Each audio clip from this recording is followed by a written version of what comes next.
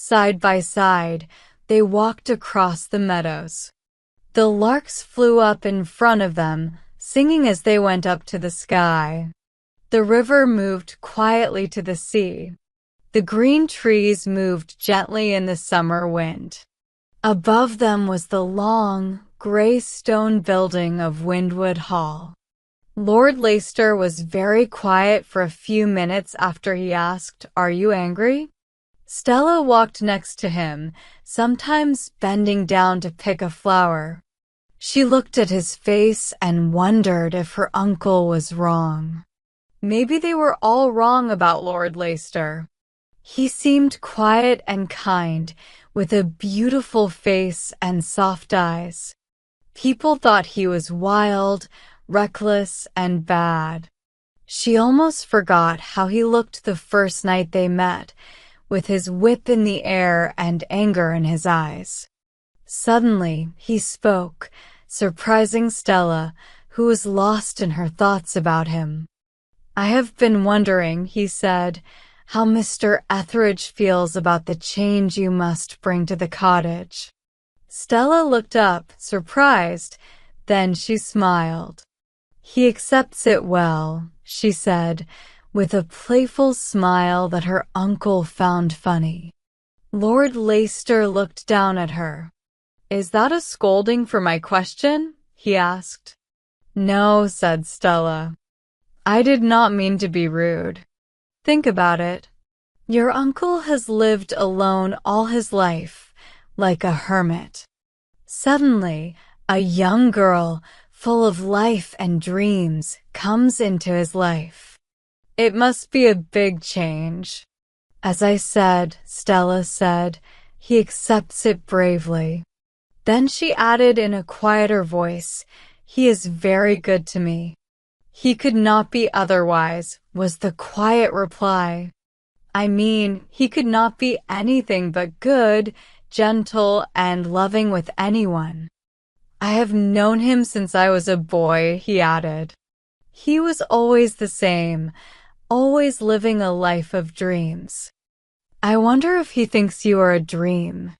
"A very real and important one, then," said Stella with a little laugh. "One that is there all day." He looked at her with a serious look that she found hard to meet. "And you?" he asked. "Me," said Stella, even though she knew what he meant. He nodded. "How do you like the change? This quiet life in the Thames Valley. Are you tired of it already? Do you miss all the fun you had before?" Stella looked up at him. His eyes were still looking into hers. "I didn't leave any fun," she said. "I left a boring and horrible school that was nothing like home. How do I feel? Like I've been taken to paradise, as if I, who thought I was alone in the world, had found a friend to love." She stopped talking, and he, seeing the black belt on her white dress, said in the softest, most gentle voice, "I am so sorry. Will you forgive me? I did not know." His voice shook with emotion. Stella looked up at him with a smile that showed through her tears. "How should you know? Yes, I was alone in the world. My father died a year ago. Forgive me," he murmured. He lightly touched her arm. "Please forgive me. It was unkind and thoughtless." "No," said Stella. "How could you know? If I had been kinder, I might have guessed." There was a short pause, then Stella spoke. "Yes, it is paradise. I did not know England was like this. They called it the land of fogs." "You have not seen London on a November evening," he said, laughing. "Most people who come to England stay in a hotel in the West End of London and judge the whole country by what they see there. Very few come even this far. You have not been to London." "I passed through it," said Stella. "That is all. But I heard a lot about it last night." she added with a smile. Yes, he said with great interest last night. Yes, at Mrs. Hamilton's. She was kind and invited me to an evening party. One of the guests tried very hard to tell me how important and amazing London is. He looked at her. May I ask who she was? He said. It was not a woman, but a man. It was Mr. Adelstone.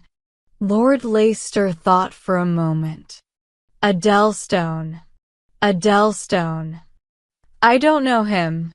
Before she realized it, Stella replied quickly. He knows you. He looked at her with a thoughtful smile. Does he? I don't remember him.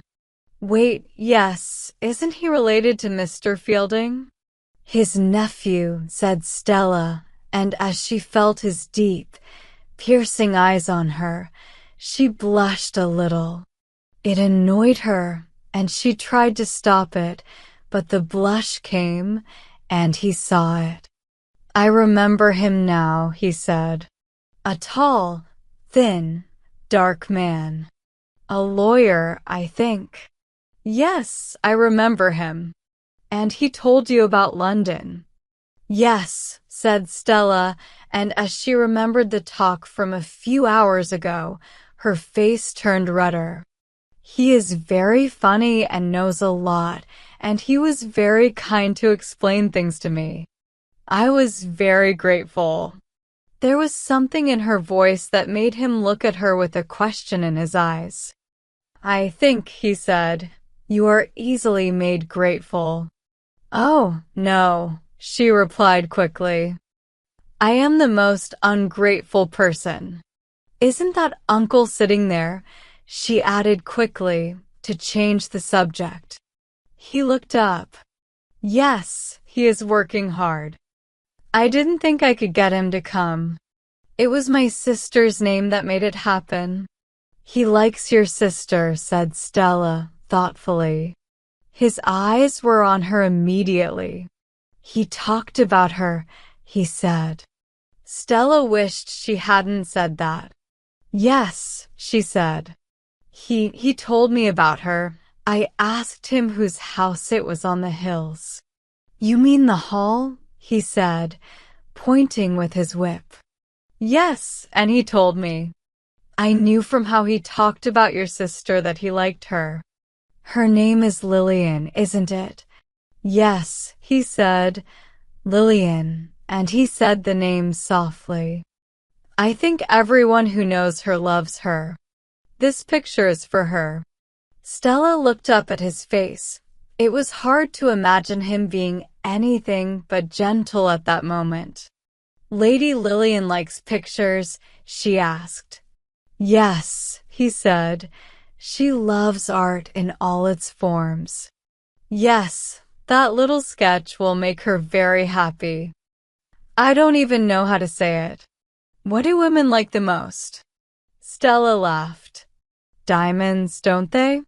Do you like them? He asked. I don't think so. Why not? She replied quickly. Why shouldn't I like what other women like? Yes, I like diamonds.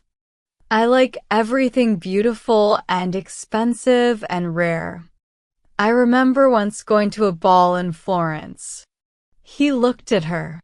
Just to watch it, she exclaimed. I was too young to be there, and they took me to a gallery above the big room, and I watched the ladies in their beautiful dresses and shining jewels, and I thought I would give anything to be like them, and that thought ruined my fun. I remember leaving in tears. It was so dark and lonely in the big gallery, and I felt so small and unimportant. And she laughed. He listened with great interest. Every word she said was charming to him. He had never met a girl or a woman like her, so honest and open. Listening to her was like looking into a clear lake where everything is visible and pure. And are you wiser now? He asked. Not at all, she replied.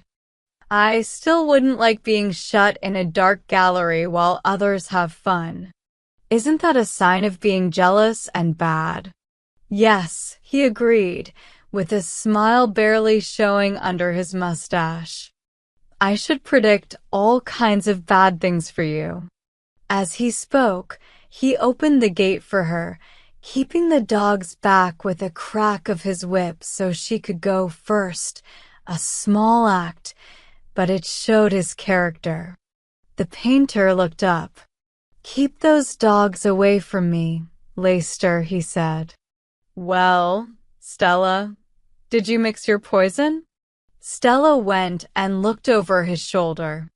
"Yes, uncle," she said. "You took forever to come back," he said, looking at the view he was drawing. Stella lowered her head, feeling embarrassed because they had walked slowly across the meadows. "How's it going?" Lord Leicester asked. The old man grumbled. "Pretty good. Better than it will be now that you're here making a fuss." Lord Leicester chuckled. "That's a pretty clear hint that he wants us to leave, Miss Etheridge. Should we disappear?" Stella giggled and sat down on the grass. "That's just my uncle's way of asking us to stay," she said. Lord Leicester laughed and sent the dogs away, then sat down close to her. "Was I right about the view?" he asked, pointing with his whip. "Not at all," Stella replied. "It's beautiful, beautiful, and that's all there is to say." "I wish you'd be happy just saying that and not insist on me painting it," Mr. Etheridge said. Lord Leicester stood up. "That's enough. We won't stay here to be insulted, Miss Etheridge," he said. Stella stayed where she was. He came and stood over her, looking down at her quietly. "What lovely woods," she said. "You were right. They're covered with primroses. We don't have any in our meadow. Do you want to go get some?" he asked. Stella looked up at him. "Yes, but I don't want to swim across." He smiled, went to the bank, untied a boat, and jumped in, calling to her. Stella jumped up with excitement when she saw the boat, not expecting anything better than walking through the rushes. "Is that really a boat?" she exclaimed. "Come and see," he said. She went to the water's edge and looked at it. "How did it get here?" she asked. "I pay a ferry to drop a boat from the sky whenever I need one." "I see," Stella said, nodding seriously. He laughed. "How did you think I got here?" "Did you think I swam?" he joked, arranging a cushion. She laughed. "I forgot. How silly of me." "Will you get in?" he asked. Stella looked back at her uncle, then hesitated. "He'll tell you I won't let you drown," he said. "I'm not scared. Do you think I'm scared?" she said, sounding annoyed. "Yes, I think you're shaking with nerves right now," he said. She put her small, shapely foot on the edge of the boat, and he reached out and took her hand to steady her. The boat rocked a bit because of her sudden movement. She stumbled a little, and he had to hold her arm to steady her. So, with one hand holding her hand and the other her arm, he held her for a moment or longer. Then he helped her onto the cushion and sat down, picking up the oars and pushing off. Stella leaned back and let her hand trail in the water. It's something most women do in a boat. They want to feel the water closer. He rowed slowly across the stream. The sun shone brightly, making their path on the water look like rippling gold and turning Stella's hair a rich brown. No wonder he couldn't stop looking at her face. To him, beauty was the most important thing in life, and Stella's face was so beautiful, fresh and pure. Unaware of his gaze, Stella leaned back, watching the water. He rowed in silence, not wanting to ruin the moment. He thought about what he had said to his sister the night before. But she's even more beautiful, he thought. She's lost in thought. She's forgotten everything. Oh, what if I could make her fall in love? For a moment, he felt a rush of emotion, then guilt washed over him. No, that would be cruel, he thought. But to see her eyes light up with love, for her to smile because of me, would be worth anything. They were so lost in thought that they jumped when the boat touched the bank. So soon, Stella said. How beautiful it is. I think I was daydreaming. And I know I was, he said, standing up and offering his hand. But Stella jumped out of the boat without taking it. He tied up the boat and followed her. She was already picking primroses. Without a word, he joined her. Sometimes they were so close that she could feel his breath on her hair, so close that their hands almost touched. Finally, she sat down on the grass with a laugh and, pointing to her hat full of primroses, said, I've picked enough. Don't pick any more. It's wasteful. Are you sure you have enough? He asked. Why stop when there are so many? No more, she said. I already feel guilty. He looked at the handful of flowers he had gathered, and she laughed when she saw his expression. You don't know what to do with the ones you have, but you still want more. Here, you should tie them in bunches. Show me, he said, and sat down next to her. She made bundles of flowers and tied them with a stem of fern. He tried to do the same, but his hands weren't as skilled as hers, so he handed the big bundle to her. You do it, he said.